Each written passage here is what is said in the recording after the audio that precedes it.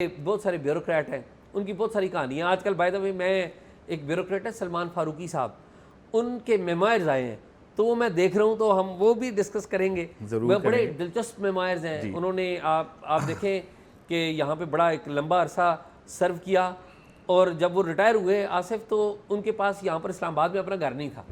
ठीक है, उनके ऊपर बड़े इल्ज़ामात भी लगे गए, जी लेकिन आपके पास एक बड़े दिलचस्प ब्यूरोक्रेट की कहानी है जी जो आजकल भी क्राइसिस में या खबरों में है, तो बताइए हाँ, ये कौन है और क्या देखें कहानी है? एजाज़, हमारा एक अलमिया ये है कि हमारे यहाँ बुरी खबरें तो आती हैं ना, ये हो गया लूट गए, खा गए, कौमी ख़जाने को नुकसान, तो एक कॉमन ख़बर है। हमारे बहुत सारे ब्यूरोक्रेट उसी दयानतदारी से काम करते हैं, जिस तरह बॉर्डर पे खड़ा हुआ हमारा कोई सिपाही पाकिस्तान की हिफाजत के लिए रात को जाग रहा होता है, दिन को जाग रहा होता है, जिस तरह पुलिस का हमारा कोई जवान दहशत गर्दों से लड़ाई लड़ रहा होता है, उसमें जाने भी देता है, जिस तरह हमारे तमाम ये हमारा एक कूड़ा उठाने वाला एक बंदा जो वो सर्विस कर रहा है, जो बहुत सारे पाकिस्तानी नहीं करते, और हर शोबे का बंदा अपने हिस्से के फ़राइज़ अंजाम देता है। तो ब्यूरोक्रेसी को गाली देना भी हमारे यहाँ एक रिवाज है। ब्यूरोक्रेट्स में बहुत बहुत जालिम लोग भी हैं, लेकिन एजाज़ इसमें ना अच्छे लोग भी हैं। और ज़्यादा अफसोस उस वक्त होता है जब कुछ ब्यूरोक्रेट्स को मुसलसल ख़बरों में तनकीद का निशाना बनाया जाए और वो अपनी सफाई देने की पोजीशन में भी ना हो। ठीक है, मैं आज आपको जिस ब्यूरोक्रेट की बात बताना चाहता हूँ उसका एजाज़ ये है कि उनके वालिद और उन दोनों भाइयों को, 2 भाई हैं, और उनके वालिद साहब 3 लोगों को, तीनों को तमगा इम्तियाज़ मिला। अच्छा, ये इन्होंने जिस जगह पैर रखा, क्योंकि एनर्जेटिक आदमी हैं और कुछ करना चाहते हैं, तो आपको पता है जब आप कुछ करना चाहते हैं तो फिर स्टेटस को की बहुत सारी ताकतें आपके ख़िलाफ़ हरकत में आती हैं। तो इनके ऊपर हर दफ़ा मुकदमे बनते हैं, जेल भी गए हैं, लेकिन हर मुकदमे से बाइज़्ज़त बरी हुए हैं, हर इंक्वायरी से बाइज़्ज़त बरी हुए हैं।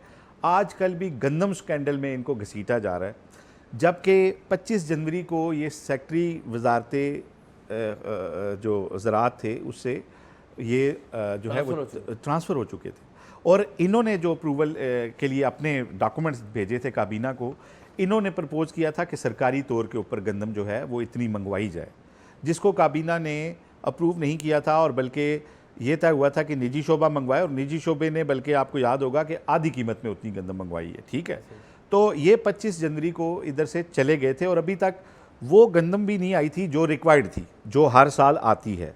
एक्सेस कब आई, किस तरह हुई, किसने अप्रूवलें दी, इनसे इनका ताल्लुक ही नहीं। लेकिन पहले खबर आई कि जी इंक्वायरी शुरू हुई है, तो इनको मुअत्तल कर दिया गया। मेरी मुराद है कैप्टन रिटायर्ड मोहम्मद महमूद साहब से, जो कमिश्नर पिंडी भी रहे हैं ना। जी, कारी खुशी मोहम्मद साहब के साहबजादे हैं। अच्छा। उन्हें भी तमगा इम्तियाज़ मिला हुआ है। कारी नजम कारी मुस्तफ़ा, खुशी मोहम्मद वही है ना जो कारी खुशी मोहम्मद अल अज़हरी। जी जी जी, ज़ियाउल हक साहब के दौर में इनकी बड़ी किरत बड़ी। जी, और वो टीवी पे, और वो जो दुरूद शरीफ इनका बड़ा मशहूर है, बुर्दा शरीफ वाला, और ये कारी नजम मुस्तफ़ा इनके भाई हैं, वो भी तमगा इम्तियाज़ हैं। अच्छा, इन्होंने इसमें आ गया जी कि उनको मुअत्तल कर, जबकि इनको कोई मुअत्तल नहीं किया गया। फिर जब इंक्वायरी कमेटी बनी तो कहा गया जी कि इसमें इनका नाम आएगा। इंक्वायरी कमेटी ने इनसे पूछा भी नहीं, क्योंकि इनका ताल्लुक ही नहीं बनता। फिर कहा गया जी इनका नाम आएगा, लेकिन उसमें भी इनका नाम नहीं है। अच्छा, मैं मज़े की बात बताऊँ, होते हैं ना हमारे ब्यूरोक्रेट्स, आपको पता है किसी शोबे का, लैंड का सुपरिटेंडेंट भी हो ना, CDA का, तो वो एक दिन की छुट्टी नहीं करता कि यार मेरे मामलात ख़राब हो जाएंगे। ये DC थे तो ये मास्टर्स करने इंग्लैंड चले गए। ठीक, फिर वापस आए तो इसी तरह, मतलब जब आप ग्रेड 18-19 की जॉब कर रहे हैं, DMG के अफसर हैं, फिर MPhil करने ऑस्ट्रेलिया चले गए, 5 साल एक दफ़ा रहे, 3 साल एक दफ़ा रहे। तो ये ब्यूरोक्रेसी में पढ़े लिखे अफसर हैं। ठीक है, MPhil किया हुआ है इन्होंने। इन पे जो पहला चार्ज लगा था वो नंदीपुर में लगा था। नंदीपुर में इन पे चार्ज लगा, बड़ी इंक्वायरी हुई, लेकिन ये पहला ब्यूरोक्रेट अफसर था जो वहाँ पे नंदीपुर के अंदर जाके इनको MD लगाया गया। ठीक है जी, वहाँ पे आपको याद होगा बाबर अवान साहब ने एक फ़ाइल 1 साल तक रोके रखी थी।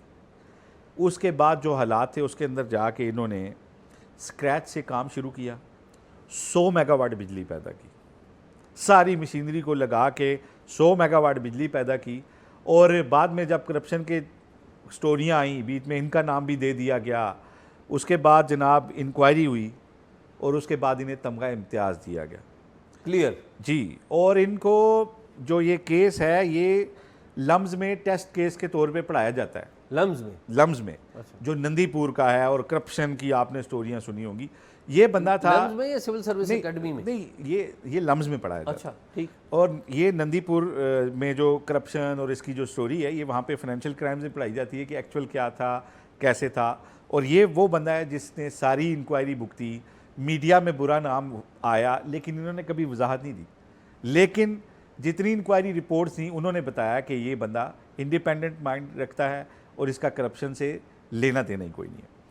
अब उसके अलावा मैं आपको बताऊँ, डीजी पार्क्स एंड हार्टिकल्चर रहे। तो नए आप जब जाते हैं ना लाहौर में, तो आप अल्लामा इकबाल एयरपोर्ट पे जाते हैं, रिंग रोड पे जाते हैं, तो वो जो लश ग्रीन है, ये उस ज़माने की है जब ये डीजी PHA थे लाहौर के अंदर, और पार्क्स एंड हार्टिकल्चर सोसाइटी के डीजी थे। और इन्होंने जितने आपके अंदरूने शहर सर्कुलर गार्डन है ना, वो इन्हीं का कंसेप्ट था, जहाँ पे आपको पता है नशेई बैठते थे, और वहाँ पे अब गार्डन है, फूल लगे हुए हैं सारा। लेकिन मैं आपको एक बात बताऊं कि लाहौर को और इस्लामाबाद को खूबसूरत और मिसाली बनाने में एक ब्यूरोक्रेट का नाम अगर आप जिक्र ना करें तो बड़ा ही जुल्म होगा। जी वो करते हैं हम। वो कामरान लाशारी है। लाशारी से। वो कामरान लाशारी है, and Kamran Lashari deserve a lot ji. Lots of Kamran Lashari sahab के बाद फिर आमिर अली अहमद हैं, जिन्होंने इस्लामाबाद में बहुत ज़बरदस्त काम किया, और लाशारी साहब ने इवन उन्हें शाबाश दी। नहीं, वो ठीक है, लेकिन मैं अभी तक कामरान लाशारी चले गए ना, उन्होंने मुझे क्या देना, आपको क्या देना, जाहिर ठीक है।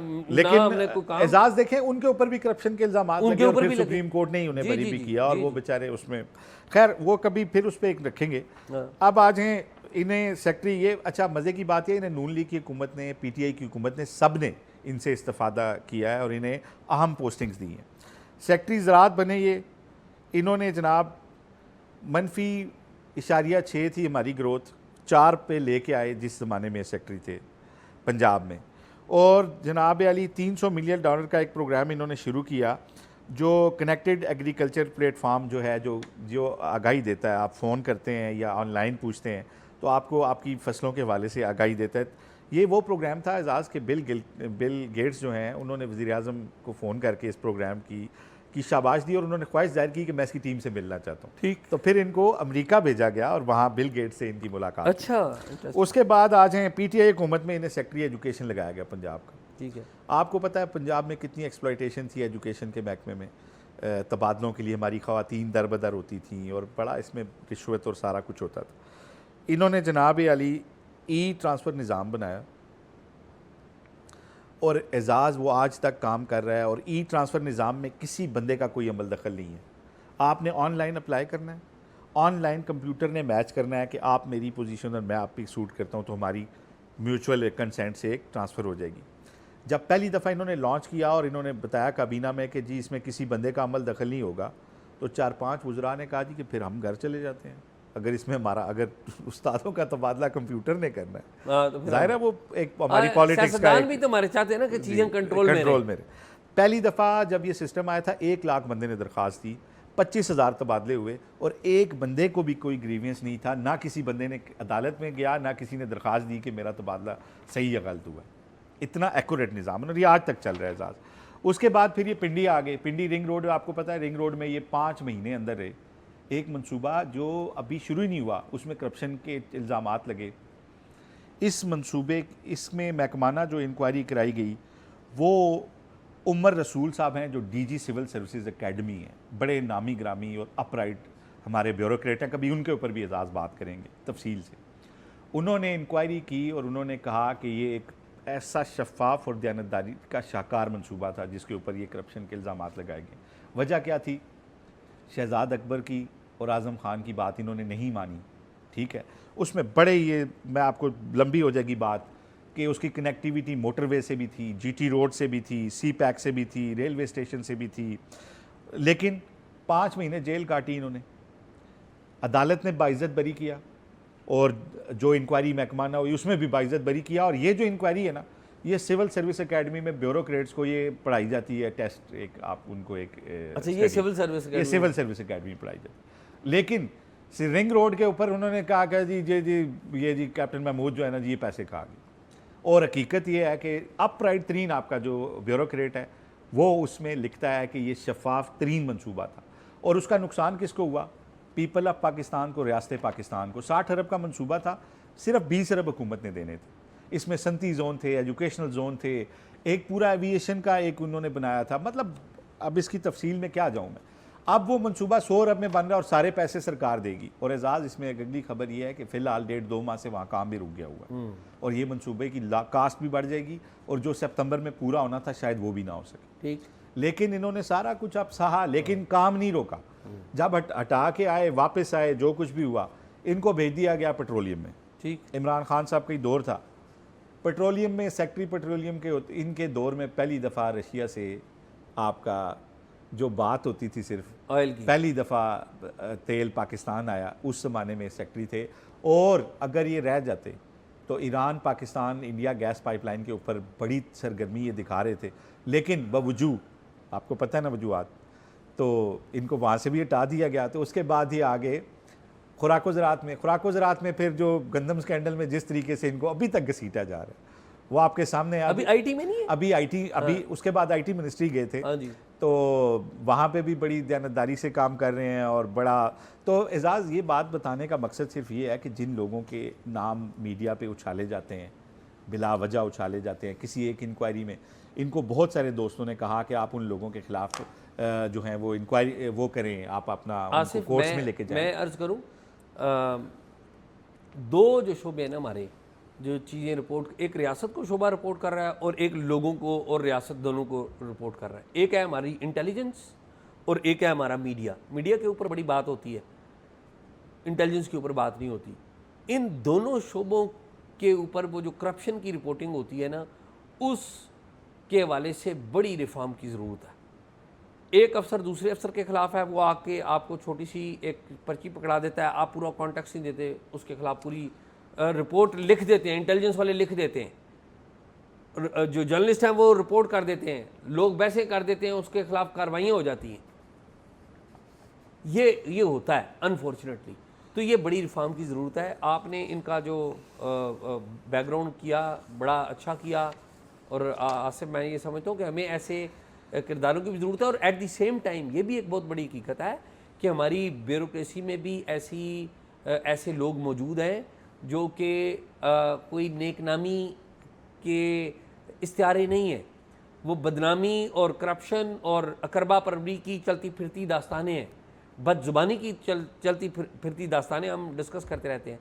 तो अगर ये जो हैं अच्छा काम कर रहे हैं तो we should praise them. And मेरा ख्याल है एजाज कैप्टन रिटायर्ड मोहम्मद महमूद साहब की तो हमने आज बात की ना, हम आइंदा भी ऐसे लोग जो पूरी दयानतदारी से डिवोशन से काम कर रहे हैं और उनके क्रेडिट पे चीज़ें हैं, ऐसा ही नहीं है कि कोई बात कर रहे हैं और जो परफॉर्मेंस नहीं दे रहे हैं उनके ऊपर भी बात, उनके ऊपर भी बात करेंगे। लेकिन उन लोगों को ज़रूर इस समाज को भी अप्रिशिएट करना चाहिए कि जहाँ पे नफसा नफसी मारा मारी का दौर है, वहीं पे आपके कुछ ऐसे लोग भी हैं जो आज भी पूरे दयानतदारी से काम करते हैं। इनसे जब कहा जाता है ना कि आप मीडिया के ऊपर अपना केस क्यों नहीं दिफा करते, तो वो कहते हैं जी मेरा ये काम नहीं है, मेरे पास दो ऑप्शन है, या तो मैं अपनी सलाहियतें जो हैं वो मीडिया के फोरम पे अपनी लगा दूं, रोज़ 2-4 सहाफ़ियों को बुलाऊं, ब्रीफ करूं, प्रेस कॉन्फ्रेंसें करूं, वजातें दूं, या ये है कि मैं अपना काम करूं और वक्त साबित करेगा कि मेरा काम सही था, मैं सही था या गलत था।